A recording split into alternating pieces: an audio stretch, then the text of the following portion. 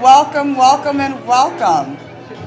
As they're turning down the music right now, we're going to ask if you could come take your seats, mile down on the conversations, and let's get started. Welcome to the New York State Comptroller's annual Caribbean Heritage Reception. My name is Jodine Dorsey. I'm the head of live events for a media organization based out of New York called Wait What. I'm also the host at Apollo Music Cafe. How do you say it? A former honoree, I guess. That's how you would say it. A former honoree as well. And I am so honored to be here to set up tonight's experience. Before we get started, I'd like to welcome Reverend Charles Galbraith to the podium for the invocation.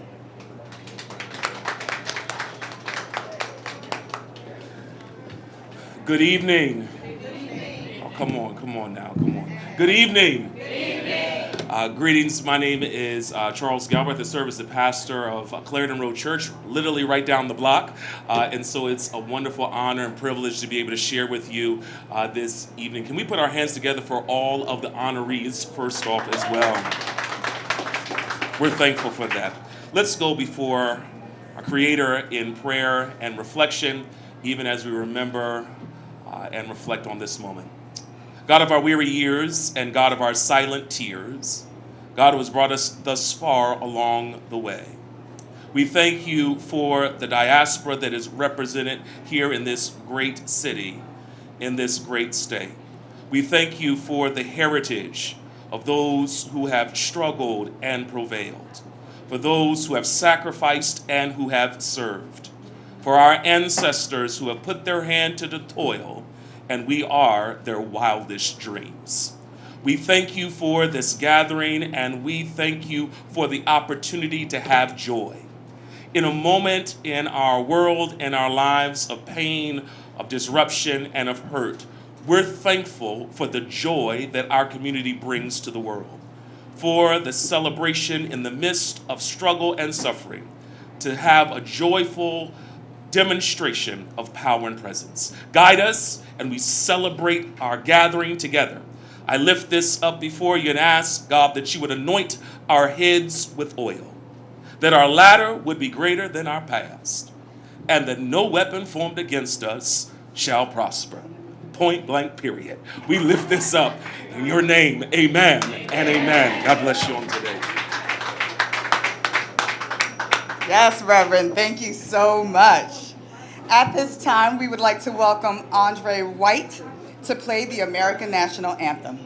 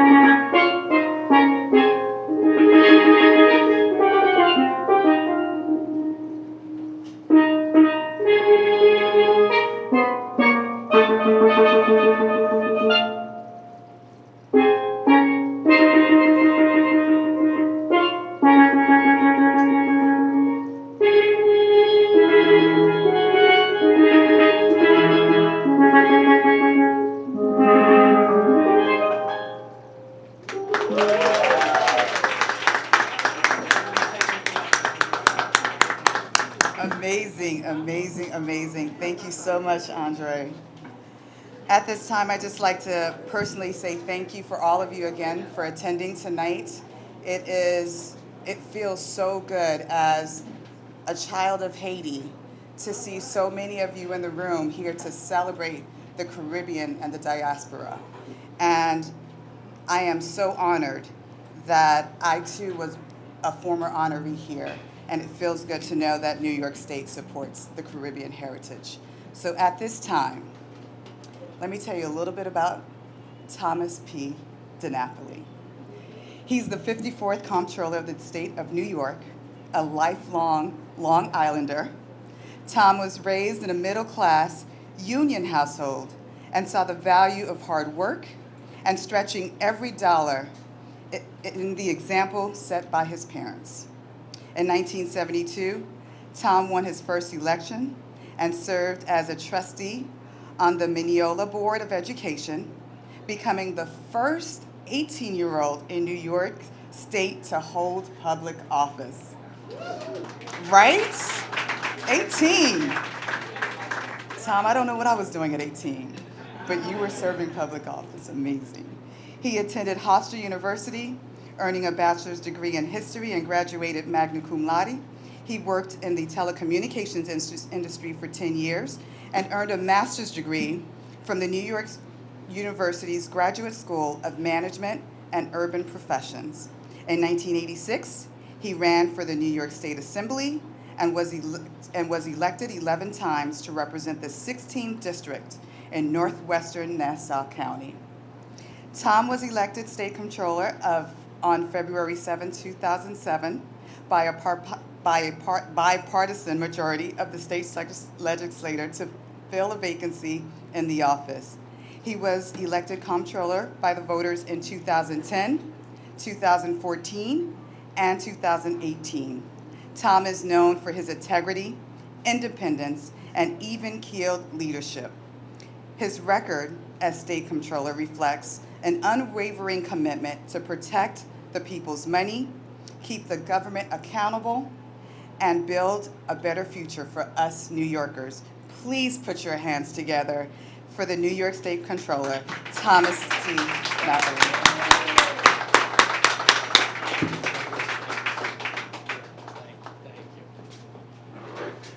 Well, good evening, everyone, and thank you for joining us for our Caribbean Heritage Month celebration. We have a great evening in store for you. We have delicious food that's going to be served shortly. I want to first acknowledge Chasen and the team here at Suede for really hosting us so beautifully. Give them a round of applause. This establishment has been operating since 2015. It is a wonderful, vibrant, Caribbean-owned restaurant, a staple in the community, and they even ordered Caribbean weather for us this evening. How nice is that? I want to thank again Jodine Dorsey for being our MC. This is a special person, head of live events, Wait What live and virtual event host and producer, so many wonderful accomplishments, and one of our past honorees. Give Jodine another round of applause for being with us. I also want to thank Pastor Charles Galbraith for those beautiful words of inspiration, opening up our proceedings. Thank you, Pastor, very much. Appreciate your spiritual leadership. We need it now more than ever these days. Give him another round of applause. So I have a few comments, but I'm going to get back to those comments because we have a very special guest with us who's on a very tight schedule, but she's already in my list of who to talk about, even if she wasn't going to be here, as one of the trailblazers in the Caribbean community.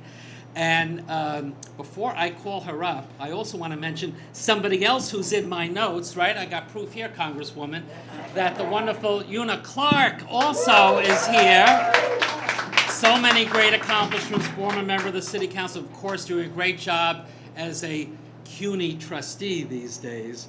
But it's my privilege to call forward for a few words. And as I said, I know she's on a tight schedule, but I'm so honored that she would stop by to say a few words with us. Someone who I really consider a great privilege to serve with as a colleague in government. I've said this before on other occasions when I've been with Congresswoman Clark. At a time where we're so disappointed in so much that happens or doesn't happen in Washington, we are so privileged to have someone like Congresswoman Clark to give us inspiration, to give us hope, someone who's a fighter, someone who's there for the community, not only in her district, but for all of New York City, really all for New York State. She's someone who we can always, always count on. And it's not getting any easier, is it, Yvette, the way things are going there. But what a great privilege for me to call forward someone who makes a difference for all of us. And I know certainly the Caribbean American community is very, very proud of her wonderful success. So let's give it up for Congresswoman Yvette Clarke.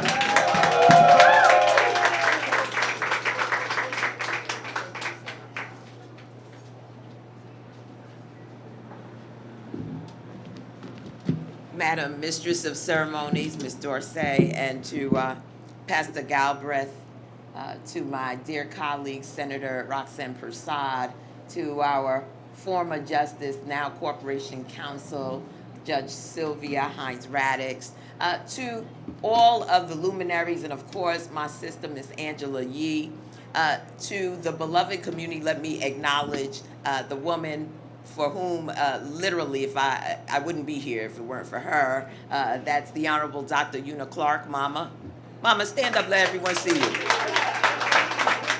All right, now sit down and put on your mask. I just gotta call her out like that because she's out of control.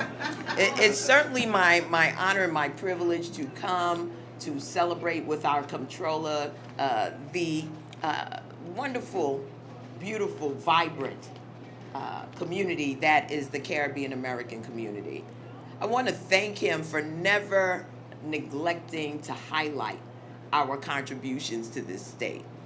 This has an annual event that he has held and continues to lift us up in a time where immigrants are not necessarily in fashion, especially in Washington, D.C., but his acknowledgement of all of that we have contributed, and it runs the gamut in our state, is so very important and so critical when you think about all that we are experiencing in our nation. We are our greatest strengths, and when we gather together with allies who give recognition to our contributions, it's always a reason to celebrate. And we got to take these celebratory moments as we can get them. Because certainly there's a lot to be concerned about. I have some prepared remarks, so let me just get right to them. Let me thank everyone for welcoming me here this evening. It is a sincere privilege to join all of you in this very special celebration commemorating Caribbean American Heritage Month with my dear friend and our esteemed Honorable New York State Comptroller, P Dinapoli, who, yes, let's give it up for our comptroller. You know, when his bio was being read, I didn't realize how much time Tom has been on the political landscape. He doesn't look it. He just doesn't look it, you know, but it's remarkable, and it's something that we all need to celebrate and to laud. Let me also take an opportunity to acknowledge my Caribbean sister, the Honorable New York State Senator Roxanne Persaud.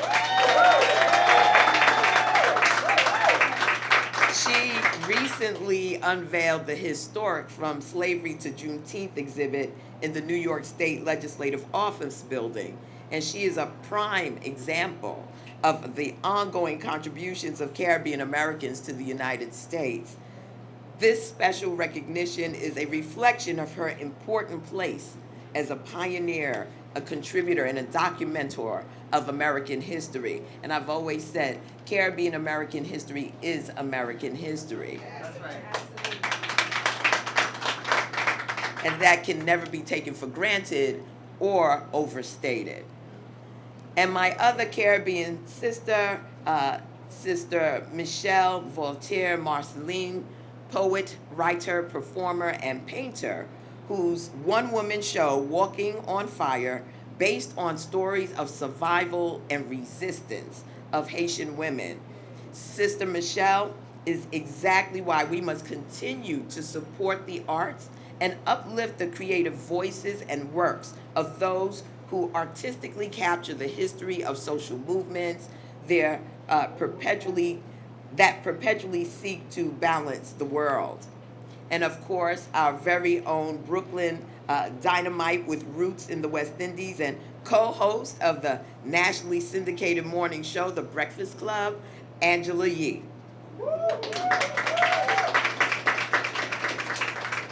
Her philanthropic work with organizations like Dress for Success and Coats for Kids has touched countless lives in our city and in our state.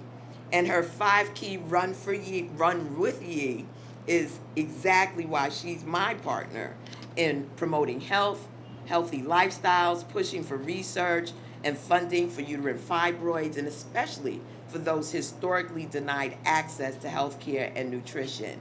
And she has been a trailblazer in her own right and so understated. I mean, we get to hear her on the radio and she's all of that. She's, as the young people say, she's dope. But we don't recognize, the things that she does outside of the radio personality space that we're unaware of, that we're beneficiaries of without fanfare. So thank you so much, Angela. These three phenomenal women, did you get the theme there? These three phenomenal women are more than deserving of this honor and recognition, especially during National Caribbean American Heritage Month. I would also like to recognize each and every other elected and appointed official who I neglected to see or to recognize here, and all of you who are in attendance. And again, thank you for having me. As many of you know, I am Congresswoman Yvette D. Clarke, and I proudly represent New York's 9th Congressional District, which is Central and South Brooklyn. That's my theme music. As a proud Caribbean American and in celebration of recognition of this special month, I am so proud that Congresswoman Barbara Lee had the vision in establishing this month. This designation as Caribbean American Heritage Month in June of 2006. I'm a little distracted. I don't know about y'all. Can we get? Oh, okay. I want to keep going because I know time is very important to everyone.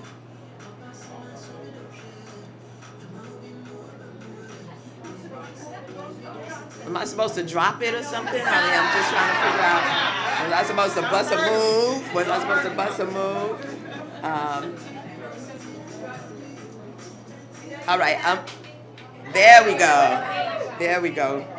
Peace in the land. We cannot overstate the tremendous contributions Caribbean Americans have made and continue to make in the building of our nation. Our contributions are not just reflected in the tapestry of American culture, they are brightly reflected in the heritage of this nation's first Vice President, Kamala Harris. And it is, exactly. And it is reflected in the first African American woman to serve in Congress, my predecessor, the Honorable Shirley Chisholm. I also like to point out, because people try to neglect, they don't realize how diverse the Caribbean is, but one of the contributors was one of our founding fathers, Alexander Hamilton, from the island of St. Kitts and Nevis. So we had something to do with it, and we need to stake all of our claims.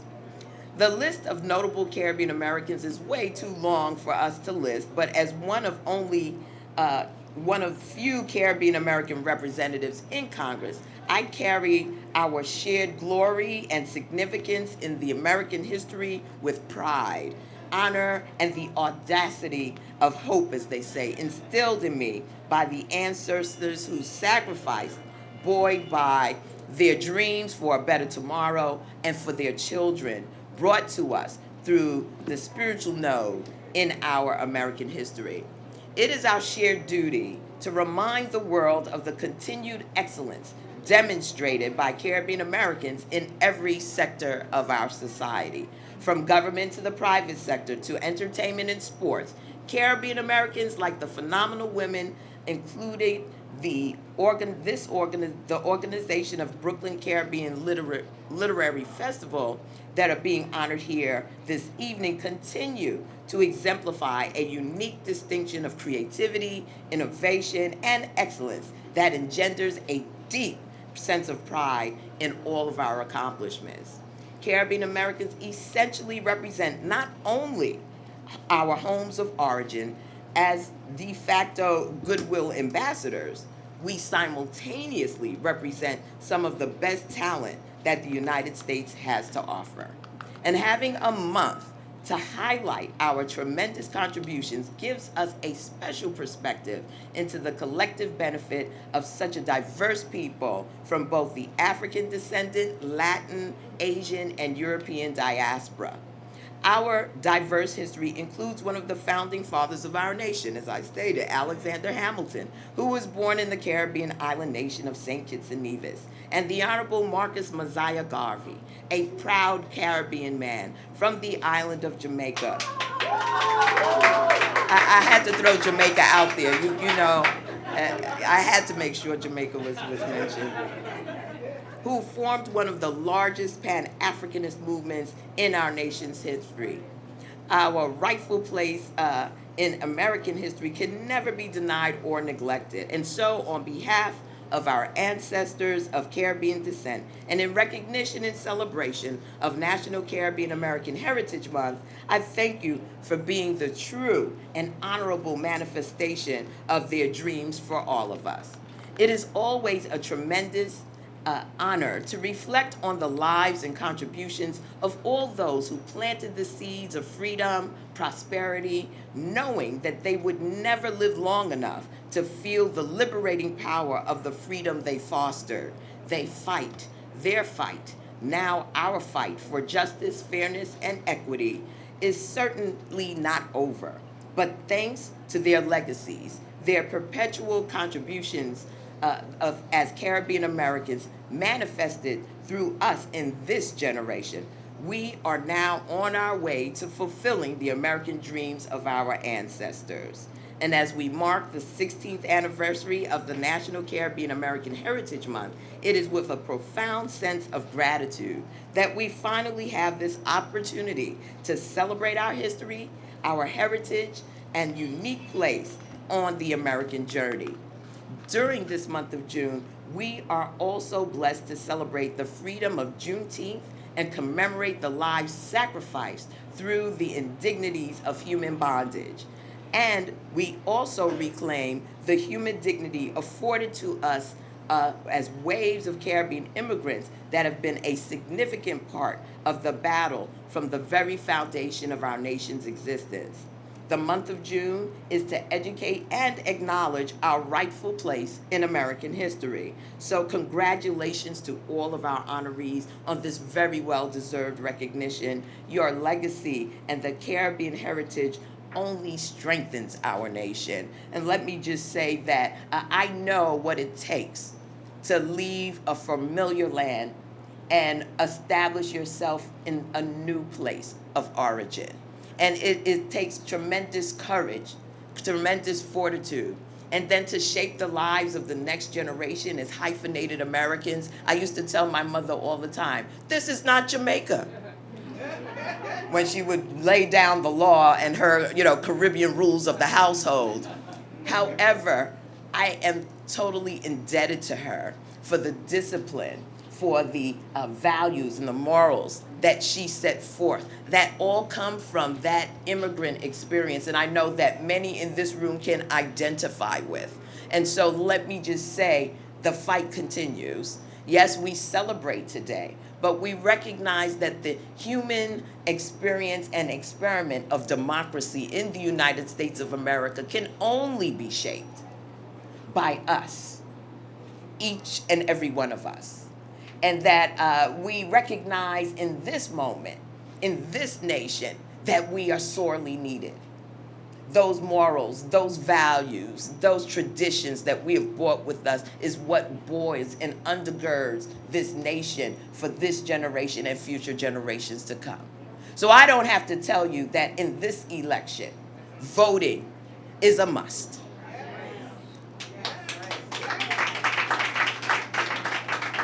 Oh, that was so weak. Y'all need to be enthusiastic. I believe at the end of the day, the influence that we have with those in our community will make the difference in terms of the outcomes of these upcoming elections. If we allow those who would subjugate us once again to get the upper hand, to suppress our votes by bamboozling us, by confusing us, then we are falling short of all of the sacrifice that our forebears did to make sure that we could be leaders in this space. So I want to encourage everyone. This is not a joke. This is not a drill. This is real. And now November will tell a tale. And let me tell you, it's got to tell the tale of victory. Victory for liberation, victory for the blood, sweat, and tears of our ancestors, and victory for those of us who continue to build despite all of the obstacles in our way and make this nation a greater nation than how our ancestors found it. Let me acknowledge Councilwoman Mercedes Narcisse.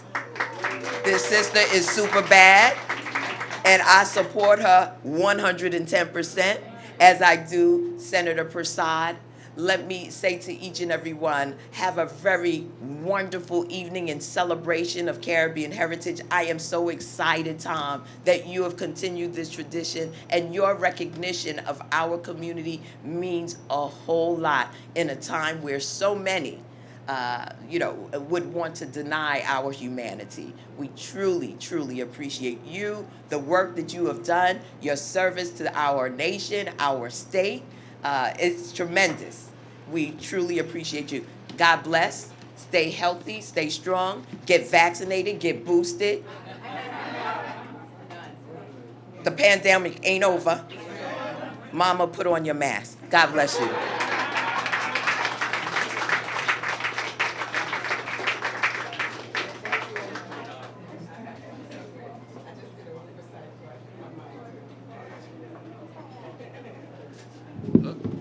Congresswoman, don't forget you're a very important and very impressive rider. Look at this.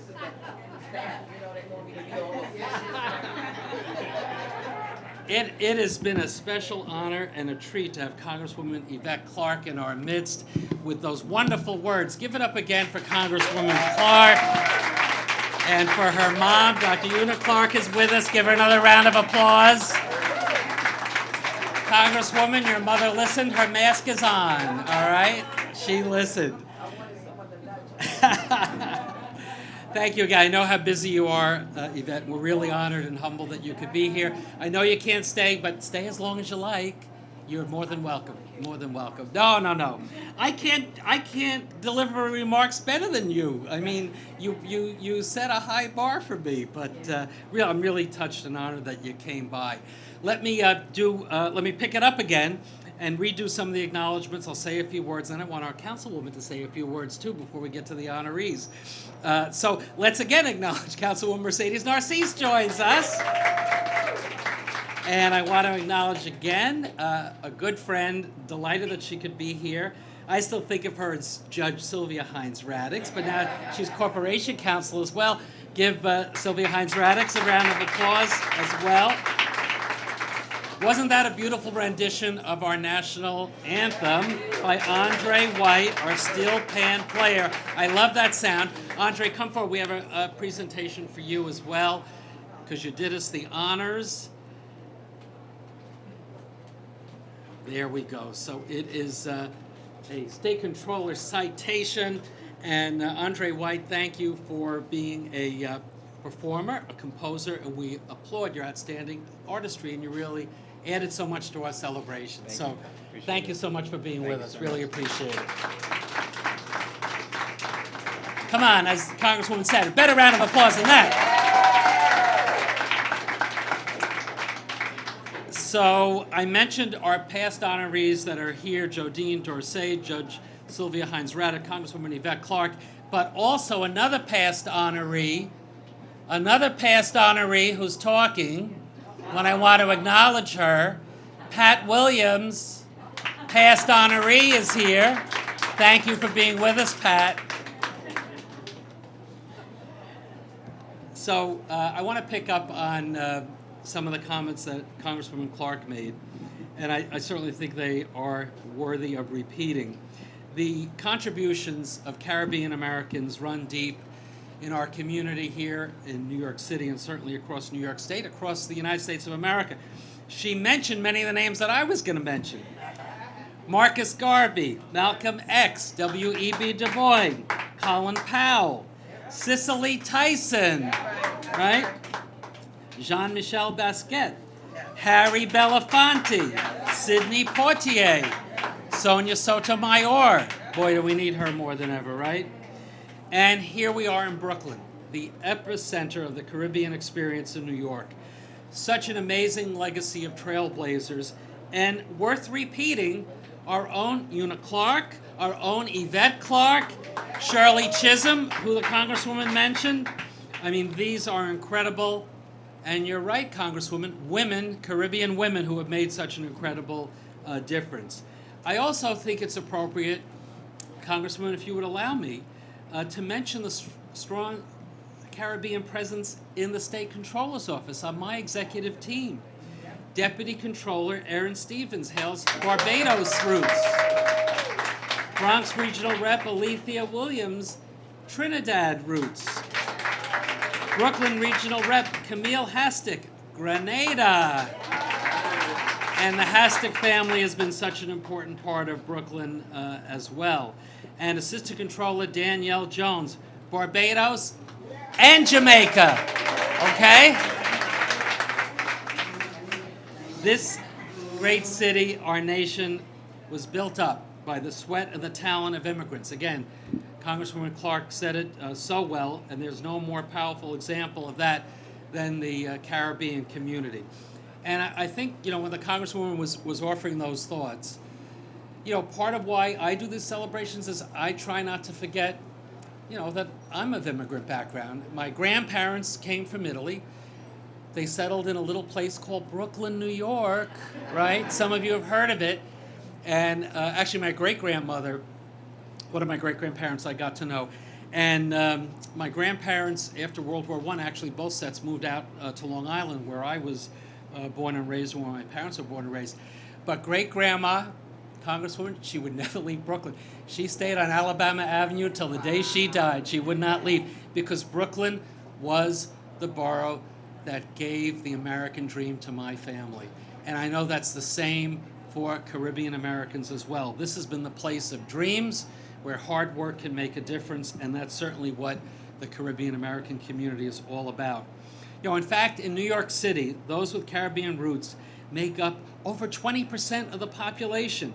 And within the tri-state area of New York, New Jersey, and Connecticut, close to 5 million residents can trace their roots back to the Caribbean. I mean, that's incredible. There's absolutely no doubt that Caribbeans are a dynamic and important part of New York's cultural life, history, and economy. Across New York City, the strengths, the talents, the incredible contributions of Caribbeans are on full display. Caribbean influence and culture is everywhere, bringing great energy and that entrepreneurial spirit to all of our communities. Last year, I had the opportunity to take a tour of Brooklyn businesses in Little Caribbean, Flatbush, and Flatbush Junction.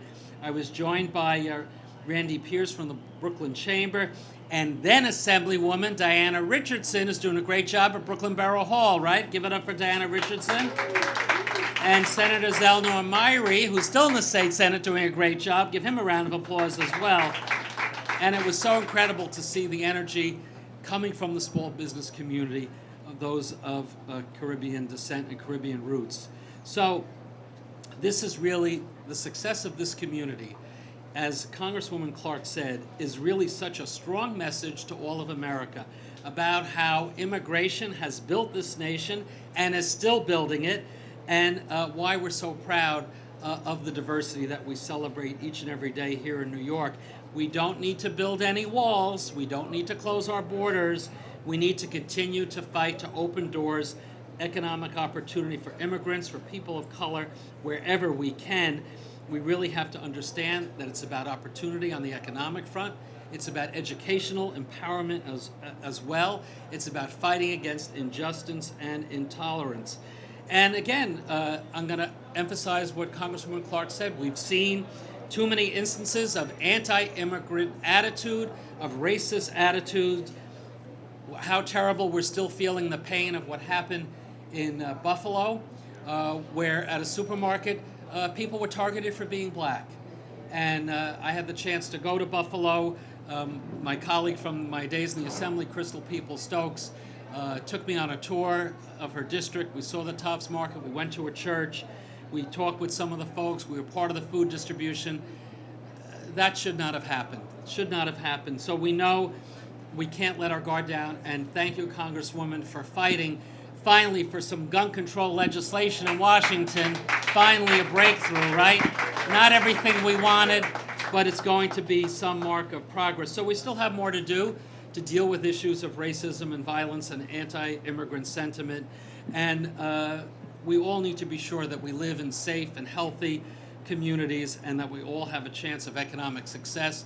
We try to advance that with our work in the Comptroller's Office, with a lot of the things that we do. I won't give you the big Comptroller speech, but whether it's on our procurement policies, and we're very proud that we exceed our MWB goals year after year, with our pension fund investments, where we have really ramped up doing business with investment professionals who are women and minority firms of color, black and brown firms. We're up to $27 billion working with minority investment professionals, the most ambitious MWB program of any pension fund in the country, and we have more work to do in that area. We're continuing to ramp up. Congresswoman, I think you'll be pleased to know we just did a new allocation for a small business lending program that's going to target disadvantaged communities right here in New York. It's going to be managed by an Hispanic-owned firm that's based in New York. So, you know, especially in the wake of the reckoning that we've all gone through, we must continue to go through after the George Floyd killing. We are trying to do more to really level the playing field. And we're doing that. It's very important. We're doing that with our audits. We're doing with shareholder resolutions. In fact, we just got an agreement with Amazon. They resisted us, but they agreed now. We withdrew our resolution because we were going to bring it up again for a vote. They're going to do an independent racial equity audit for how their employees are being treated, particularly their black and brown warehouse workers. It's going to be headed by Loretta Lynch, the former U.S. Attorney General, so it gives it credibility. So we are really using our power to influence and move this agenda. So we're marking another Caribbean Heritage Month. What'd you say, Congressman? The 16th year officially that the month is being honored. And there are new and exciting chapters to be written, and our honorees are certainly adding to that wonderful history. But before I get to our honorees, and we're almost there, I do want to invite up, you know, we have an incredible city council here in New York, a lot of new faces, young and vibrant, full of energy, and no one has got less energy than our own Councilwoman Mercedes Narcisse, who joins us. I'm going to have the Councilwoman say a few words before we get to our honorees. Give it up for Councilwoman Mercedes Narcisse. Good evening, everyone. Tom, I think I like that name because, you know, when you're in office and people remember your first name, that's a great thing. I have learned it from Tish to you to Yvette. You know, most of the time you forget the title. And I think that's one of the cool things. You said you're from Italy, so I thought that your parents was from one of the islands. Because you're in every event, you have learned how to move just like us, and certainly you have tried very hard, and you have done an excellent job putting us together and deliver for our community. And I think that's the reason that we know you by your first name, and not even the full first name, by nickname. So I thank you, everyone. Thank you for continuing doing the work that you're doing. When you're talking about heritage, Caribbean heritage, what do you talk about? We talk about the issues that we face together, too, in America. And for one thing, we all came from somewhere. This is a land for immigrants. And when we sing what's taking place, reversing Roe versus Wade, we sing that it's okay for our young folks. Right now, they think that they can carry guns. And we know we've been to a span of this pandemic. We will usually take the brunt of everything that's negative. And that's why when you're offering something positive, in this country, people want to know what's in it for me, what's next, because they cannot believe that it's something positive. So thank you for continuing doing things positive and supporting us in our community. We are through a difficult time. This pandemic has highlighted problems that we had faced for decades in our community. Today I had a chance to do the oversight talking about COVID, the long COVID. A lot of folks were not talking about, I'm glad you mentioned about put the mask on, Mom.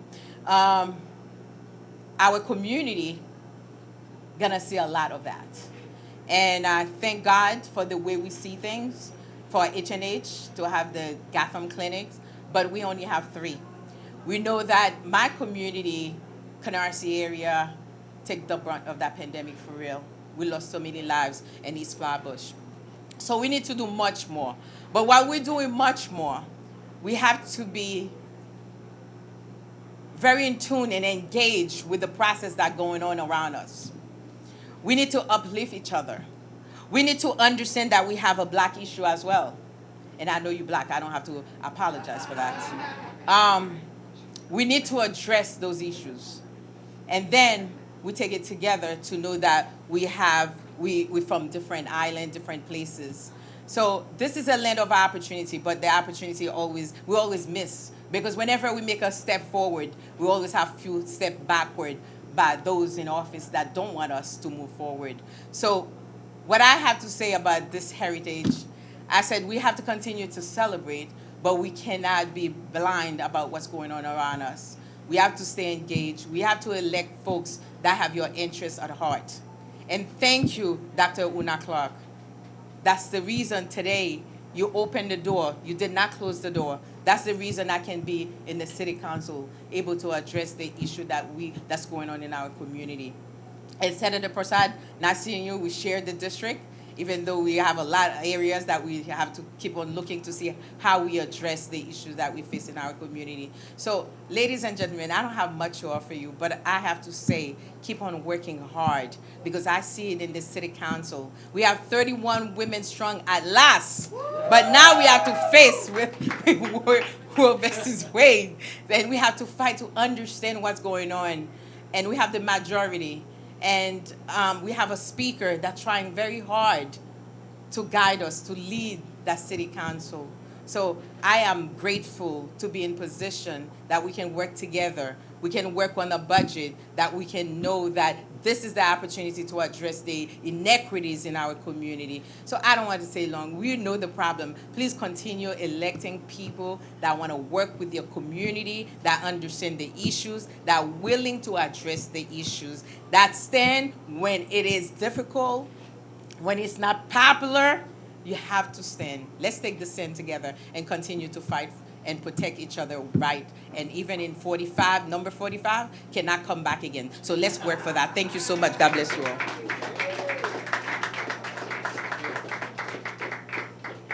Thank you, Councilwoman Mercedes Narcisse. And those of you who know the Councilwoman's background, it was in healthcare. And we're so fortunate you're in that position looking out for what's happening in our hospitals in each and every community. Give it up again for the Councilwoman, please. So, a couple of other quick intros, and then we'll get to our honorees. I understand we've been joined by Councilmember Farrah Lewis as well. Right there. Okay, give a round of applause. Okay. And Assembly Member Monique Chandler Waterman is here. Where is she? There she is. Round of applause. And Christian Williams, Intergovernmental Affairs for Mayor Eric Adams joins us. Give a round of applause. Okay, if other folks come in, they will hand me the card and I will acknowledge them. So, we want to acknowledge individuals who are making a difference in our community today, individuals connected to the Caribbean. And we've done this over the years. We have different honorees, different backgrounds, coming from different parts of our city and our state. I think this is just a coincidence, but tonight, they're women, they're from Brooklyn, so there's a theme here, you know? I think it's a good theme. So what I'm going to do now is call up each of our honorees individually. I'll say a few words about each of them. and then we'll give them a chance to say a couple of words as well. So everybody's kind attention. You're being very good, so let's keep it that way. And then we'll have time for more networking and for some nice food here from Suede. So the first honoree I would like to call forward is Michele Voltaire Marcelin. Michele, please come forward. Michele Marcelin is an acclaimed writer, a visual artist, a performer, and a teacher. Born in Port-au-Prince, Haiti. Good applause for Haiti. Now resides in Brooklyn, New York. Michele studied in Chile as a teenager and earned degrees from the Davis School for the Performing Arts, CUNY, and at CUNY. Give it up for CUNY. And New School University. New School for the Social Research. Guess who has a master's from the New School for Social Research? Yeah, moi. Yes, yes, yes. Mine's in human resources. Yeah, it's helped me in my current job. Michele is a multilingual writer, fluent in French, English, Spanish, and Creole. She has won recognition for her poetry and prose exploring love, Haiti, and the complex relations of diasporic Haitians to their homeland and the struggle for justice, among many other important themes. In addition to performing spoken word poetry, solo and with jazz accompaniment, Michele has appeared in films by Haitian directors Raoul Peck and Patrick Benoit. Did I say it right? Patricia Benoit. Patricia Benoit. They anglicized it on my script. They shouldn't have done that. They didn't think I could say Patricia, that's why. Her powerful paintings have been displayed in numerous venues, including the Museum of Contemporary African Diasporan Art in Brooklyn and the, help me pronounce that, The Mupana. Mupana National Gallery in Haiti. She continues to make art that speaks to the challenges of our times and to the life of the soul. Michele, congratulations on your many achievements. I join with the people of New York in thanking you, wishing you continued success. I'm going to present this proclamation. We'll take a picture, turn the mic over to you, and I know you're going to treat us to something special, I'm told, right? A few words. A few words. So let's get another shot, and then we'll turn over.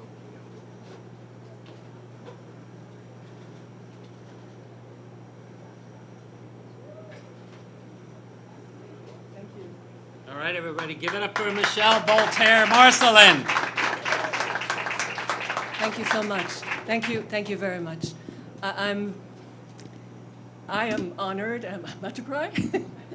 I'm very, very deeply touched and very proud that my art and my poetry are recognized as valuable contribution to the community.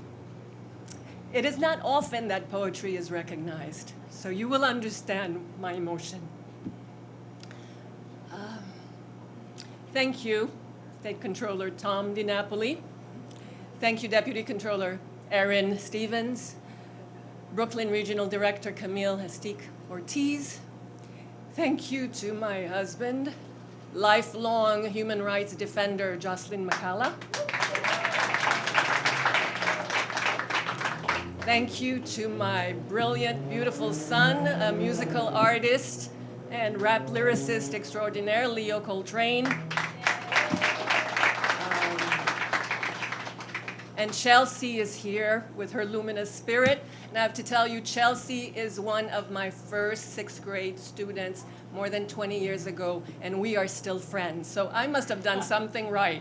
Thank you. And I have two childhood friends here.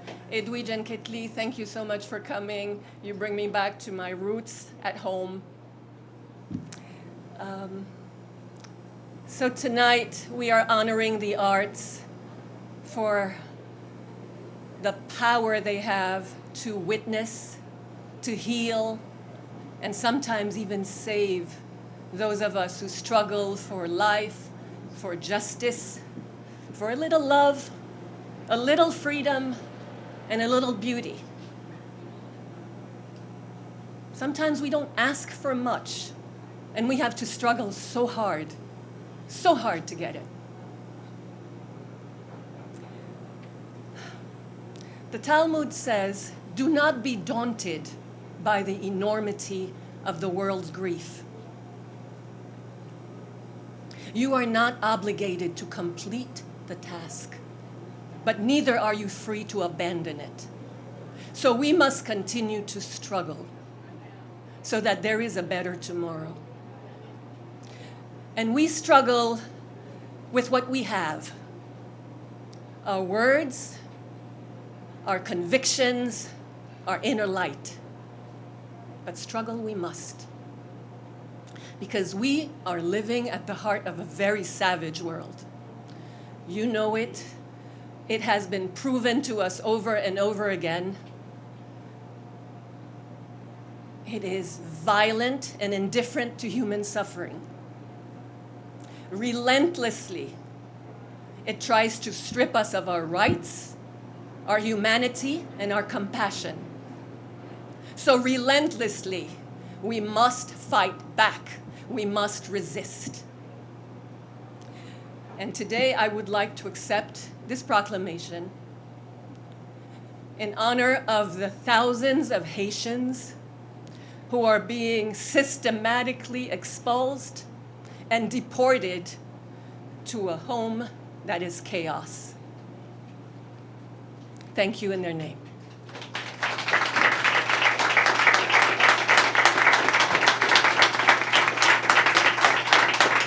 Thank you. But we're also celebrating my poetry. So I have chosen a text that I will say to you because I think it will give you insight as to who I am and why I create art.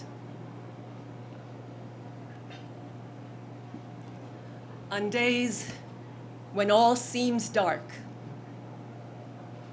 when the world pours in and the pain blows words out of my mouth, I look at open windows and running trains with a craving hard to explain. But I rush by quickly, eyes shut tight, and count my breaths. And when I catch a glimpse of myself, a talking shadow in full light, hair blowing and blind, I must seem not knowing my left from my right, always lost. But as I stand here, in my age of reckoning, a woman at the end of her history, I tell you, I have found myself. I have found happiness where I did not seek it. And grief has come frequently when I did not expect it, and come to stay like an unwelcome guest one cannot turn away. And it has marked me and broken me, but in doing so, it has made me part of humanity. And I give thanks for the voice I have been given, for the little song I can sing, for the light I can add to everyone else's, for I have tasted it all, the bitter, the sweet, and what was forbidden me. But I am alive. I am alive, and I have learned to live in this world, which is beautifully hopeless, but hopelessly beautiful. And if I am remembered at all, it will be because whatever else is true or false, it will be because I have craved its light. I have unflinchingly faced love and embraced it. My name is Michele Voltaire Marcelin. I am from Haiti, and I thank you, and I hope you find love even when you're not seeking it. Thank you. I mean, really, great. Wow. Give it up again for Michele Voltaire Marcelin. Powerful words, beautiful poetry. And you know it was from the heart because she wasn't reading anything. She was just saying it. I mean, that was just incredible. Thank you. So it was very, very special, really terrific. What I should have said at the outset, too, is welcome to our viewers who are watching us online. And we're going to have this program up on our website too, so lots of folks will be able to see it, not just the wonderful crowd we have this evening. And I thank you in the back for being quiet and patient. Now I'm very pleased to call forward our next honoree, someone who I've gotten to know very, very well, a colleague in government, someone who does an extraordinary job for her district, is a great advocate for all New Yorkers. Frankly, just an all-around nice person, you know, which is not always what we say about people in politics, unfortunately. But Senator Roxanne Persaud is truly a magnificent human being first and foremost, but an incredibly effective lawmaker as well. So let me call forward Senator Roxanne Persaud. A Guyanese native, competing with Jamaica for the applause meter, I would say. And Haiti, too, got a good applause. Douglas descent, did I say it right?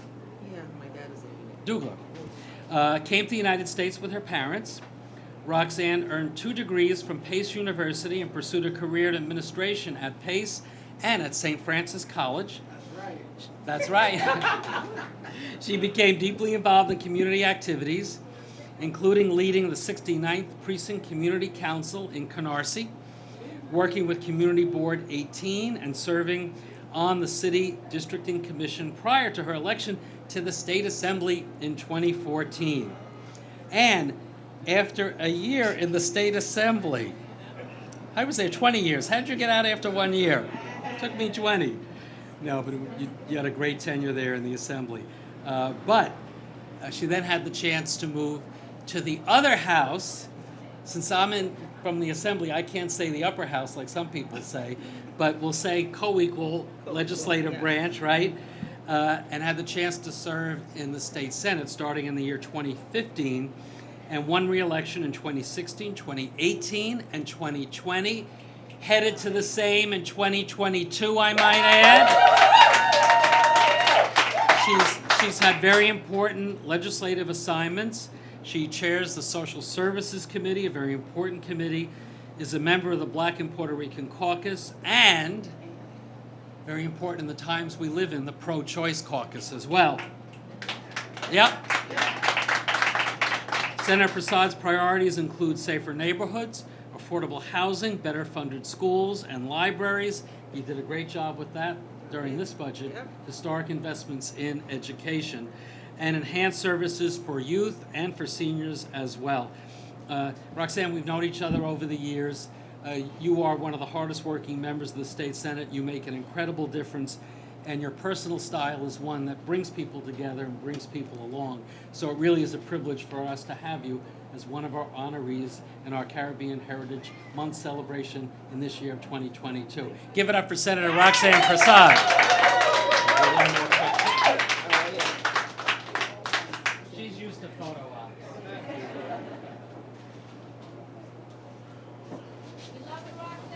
Thank you.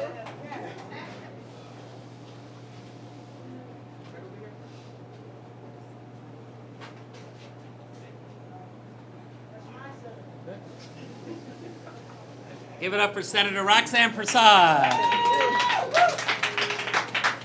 So, good evening, everyone. Good evening. Where's my Caribbean people? Sounds more like it. So, happy Caribbean American Heritage Month. I think when Congressman Barbara Lee did this, she knew exactly what she was doing because she wanted to highlight the contributions of Caribbean Americans to the history and the culture of America. And that's what we are continuing to highlight. So, Comptroller Dinapoli, thank you for continuing to do this. In the New York State Legislature, there are so many members of Caribbean descent now. You know, when I first walked into the Assembly, they were doing an event, and I walked onto the concourse, and there was my picture highlighting that I was the first Guyana-born Assembly member. I was like, wow. Again, I was the very first person born in Guyana who had a statewide legislative position. And then we talked about the number of They were Haitian members, they were members of Jamaican descent, they were other descents. We now have the leaders of both houses are of Caribbean descent. Think about that. The most powerful people in the state legislature are of Caribbean descent. Carl Hastie, Andrea Stewart Cousins. They are leading us. So when people are talking about immigrants and immigrants coming to take over and to take away from them and to replace them, no, we're not. Us as immigrants are a progressive people. We work hard for whatever we have achieved. We continue to do so. I remember I was 18 years old on a bus in Queens, and these people were fussing, and the man made a derogatory comment about a woman on the bus, and so she answered him, and he said to her, "You Caribbean people just wanting to come and take over and take everything from her." And at 18 years old, I turned to him and I said, "No, we don't. Don't you think that they're coming here to work and do the jobs that you don't want to do? Because what we are accustomed to is making sure we're elevating ourselves. We're not accustomed to just sitting back and being given everything on a platter. We work hard for it." So to everybody who's here this evening, representing whatever Caribbean nation you're representing, and by the way, I'm from the mainland, guys, just saying. Just saying. I walked in without any representation on me, and my Guyanese sister over there walked over. She says, no, I have to pin you. You have to showcase Guyana, right? So I am showcasing Guyana. But I have people here this evening supporting me who are Grenada, Jamaica, Barbados, you name it, Cuba, Guyana, Haiti, St. Vincent, you name it. Because you know what? We may come from many countries. We may under many flags, different flags, but they all have similar colors. But we are all one Caribbean. We all are under CARICOM. And so today, we continue to celebrate as Caribbean people. The only problem we have is that we don't recognize the power that we have if we come together. And when we decide to come together as one Caribbean people, there is no stopping us. Thank you, everyone. Have a great evening. Thank you. Give it up again for Senator Roxanne Prasad. A great message about why we celebrate all immigrants, and particularly Caribbean American immigrants. I'm told we're also joined by Marika Scott, Deputy Commissioner, New York City Department of Social Services. Round of applause. Thank you for joining us. And I've also been told a very, very special friend of mine, if I could say that, a past honoree of this event, someone who has founded an incredible organization that does so much to help our young people, particularly our Haitian youth, and has the most beautiful singing voice. We won't ask her to sing tonight, but Felina Backer is here, founder of Making the Impossible Possible. Where is she? There she is. Give her a round of applause.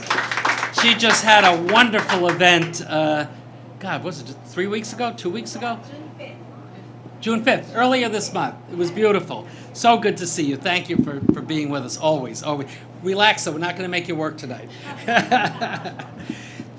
The story is, I had the chance to hear Felina. I didn't remember which event it was, and such a powerful voice. I said, she's got to sing at my inauguration. Can we get her? And yeah, she did, and she was wonderful. But thank you, Felina, for being here, for everything you do. Next, we're going to honor an organization, the Brooklyn Caribbean Literary Festival. We're joined by some of the representatives of the organization. Melanie Painter's here, and Christopher Aaron. And is Melissa Harper here? Did Melissa join us? Yes. Yes, okay, so come forward. Give them a round of applause. So, the festival was first held in 2019. The Brooklyn Caribbean Literary Festival is a celebration of the region's diverse cultures and ongoing exploration of Caribbean identity, and a gathering from the diaspora and from the islands of artists and others who savor the power of language. Michelle, you could relate to that, right? The festival features readings, workshops, panel discussions, and open mic performances, as well as booksellers, vendors, shared libations, and joyful communion. I love that. That's a beautiful line. In addition to the annual literary festival, the organization sponsors year-round programming, including a short story competition, a Caribbean writers tour, and the Caribbean Fiction Collection maintained in partnership with the Center for Fiction. The festival is always seeking to sustain community while recognizing stellar achievements. It encourages and amplifies new voices and nurtures vibrant conversations. So, join me in congratulating the Brooklyn Caribbean Literary Festival for all of these outstanding achievements, and we have 3 wonderful representatives of the organization. We'll take a quick photo, and all 3 of you, or 1 of you, or 2 of you will say a few words. Okay, we'll leave that up to you, but let's just get another quick shot. Let me squeeze in the middle here.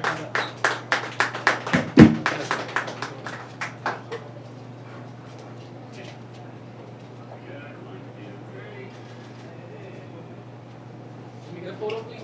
Yep.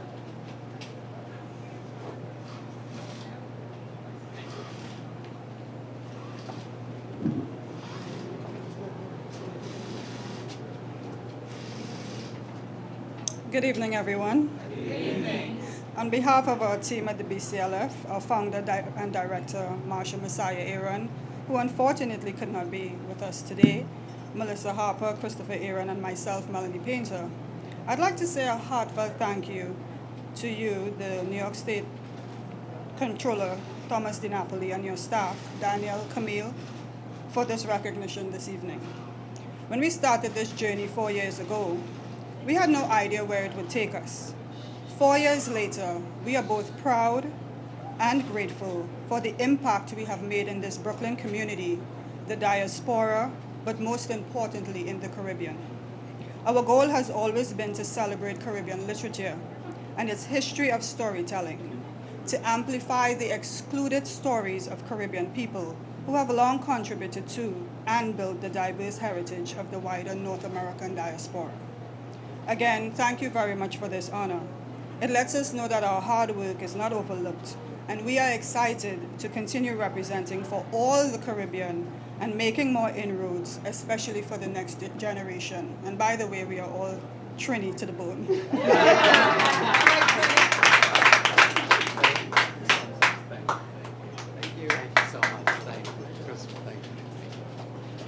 Give it up again for the Brooklyn Caribbean Literary Festival. Thank you, Melanie, Melissa, and Christopher. I think our honorees have all been superstars, don't you agree? Yes. And celebrities, don't you agree? Yes. I have a real superstar and celebrity to call forward now. Everybody's a celebrity, but I'll tell you, I told Angela before, my staff was really excited about her willingness to accept this honor. So it is a real privilege to call forward Angela Yee, nationally syndicated radio host, podcaster, entrepreneur, and children's advocate. Give her a round of applause. And you get the award for the best footwear, I have to say. I just have to say, no offense to anybody else, but wow, what an incredible story Angela represents. Born in Brooklyn to a Chinese father and a mother from the island of Montserrat. We haven't heard Montserrat mentioned yet tonight, right? Well, give it up for Montserrat a little more. Come on. Angela graduated from Wesleyan University and embarked on a career in marketing and music. She broke into radio hosting in the year 2005 and joined the Breakfast Club in 2010. Everybody knows the Breakfast Club, right? She has helped the show, which has been nationally syndicated since 2013, develop a reputation for asking tough questions of celebrities and public figures, that's why I don't go on it, while also eliciting plenty of laughter. We could all use some laughter these days, right? In addition, and I think this is only a partial list, and Angela, you'll help me with any organization I don't mention, Angela serves on the boards of the We Are Family Foundation and the American Foundation for the University of the West Indies. She partnered with the National Black Justice Coalition in hosting a World AIDS Day commemoration. She also participates in charitable endeavors, including Coats for Kids and the Make-A-Wish Foundation, as well as serving as the first ambassador for the New York Public Library system. I don't know how many hours you sleep because you're always doing something, but Angela, you have an incredible following, an incredible reputation. You are a great role model for all of us, and it really is our privilege to honor you as part of our Caribbean celebration this evening.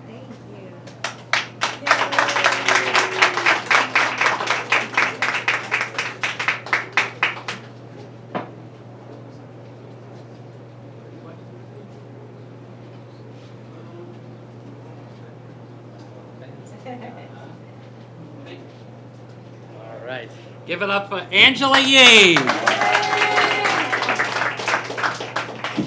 Well, thank you so much. By the way, Suede is one of my favorite restaurants, so I know we're going to have some food, so that's part of the reason I'm here. But I do want to also congratulate the other honorees. I really feel like not even worthy to be up here with you all, so thank you so much for including me in this celebration. You know, I am from Brooklyn. My mom is from Montserrat. Anybody else here? I know. Thank you. But I definitely believe my work ethic was instilled in me by my mom and my grandparents. From when I was young, my grandfather, I was like 8, and he would always say, save your money, buy a house, anytime I bought something. And so that was something that always resonated with me my whole life as like a chant, save your money, buy a house. And so I remember when I was able to do that. You know, I still live in Brooklyn because I love it here so much. And I do believe that the reason why I've been just as successful as I have is because of my Caribbean heritage and also being from Brooklyn, because, you know, they say if you can make it here. Absolutely. So just the resilience of that. You know, my mom definitely works harder than my dad, so I would say that also. But it really is an honor to be here. I know that one thing I always talk about on the Breakfast Club is how we do have to be more intentional about who we are electing to be in office. I know a lot of times feel like things aren't getting done, but part of it is that we do have to participate and be in rooms like these where we can talk to our elected officials and let them know what we need, what we want, and have an idea of what our demands are and come together and be able to have these conversations and encourage people to run for office who we think would be great to represent us. And I think all of those things are important. So I'm just honored to be here. I'm trying to make sure that I do my part. You know, the West Indies is important to me. The American Foundation for the University of the West Indies is an organization that I donate my time to, my money, my services. I was in Jamaica last year on campus, just helping raise money and funds for them. I take part in the gala every year because education is so important, and there are so many brilliant students from the West Indies that might just need some financial support, and so that always means a lot to see those kids that are successful, that have gotten those scholarships and how it's changed their lives. I'm also on the board for the Shirley Chisholm Cultural Institute, so being from Brooklyn and celebrating Shirley Chisholm is important to me as well. And you know, when the New York State Comptroller, when they call you, it's usually good news, like a check of some unclaimed funds. So I just want to make sure I put my bid in. But thank you guys so much. I truly am grateful and appreciate it. Thank you.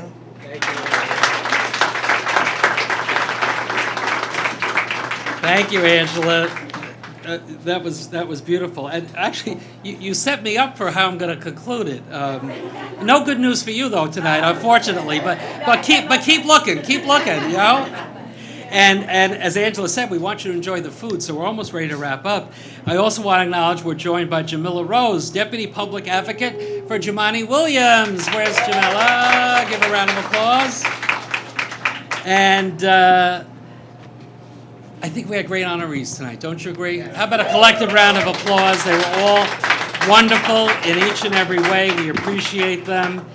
And you're gonna all think that I paid Angela to say something about unclaimed funds, but I always say, if you remember nothing else of what we do with the Controller's Office, when you can't sleep at 2 a.m. and you're on your computer, don't go on those bad websites. Go on the Controller's Office website, click on unclaimed funds, and put your name in.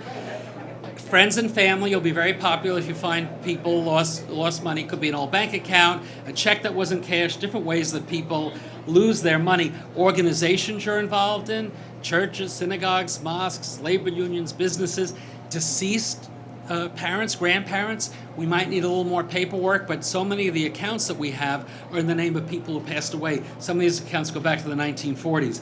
We have accounts valued at over $17 billion, billion with a B, of unclaimed funds. Senator, you spend most of it already anyway with the legislature, but we keep enough in reserve to return money. We're returning about a $1.5 million a day. So we did a quick search. Well, we didn't find millions for people, but you know what? We did find a little bit of money. So Michele Voltaire Marcelin, come forward, because we found a little something for you. So we're happy that we could return to you $40 to Michele.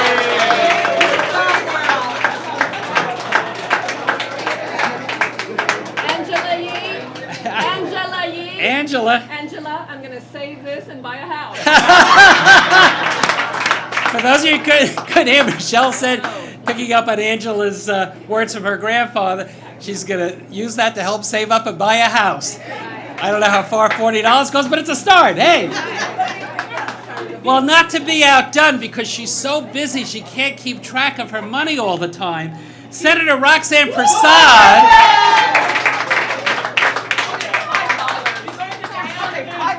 We double the money, $80 for the senator.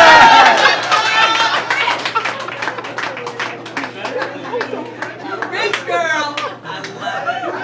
So they're not going to buy you drinks around a drink with that, but we do this not to embarrass people, but really to make the point there really is money there.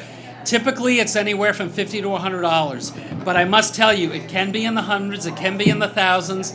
We had an account of old stocks, certificates. It was valued over $1 million that somebody lost track of. I don't know how you lose track of $1 million, but somebody did. So it's not quite the lottery, and we're only returning money that is rightfully yours. So if you get a call from a business, right, they're called finders, and they say the controller's office has money for you, let us get it for you, and for 15% fee, we'll get that money. Just ignore it. Come directly to us. There's no charge for this, and some of the accounts actually earn interest. So come directly to us if you get one of those calls or letters. Check our website periodically. You never know when you may be attached to an account. You've been a wonderful audience in person, and I know virtually as well. We have some nice food. Again, thanks to Chasen and the team here at Suede. Thanks to all our honorees, and I'm so pleased that so many could join us for our Caribbean Heritage Celebration in the year 2022. Stay safe and well, everyone. Thank you for being with us.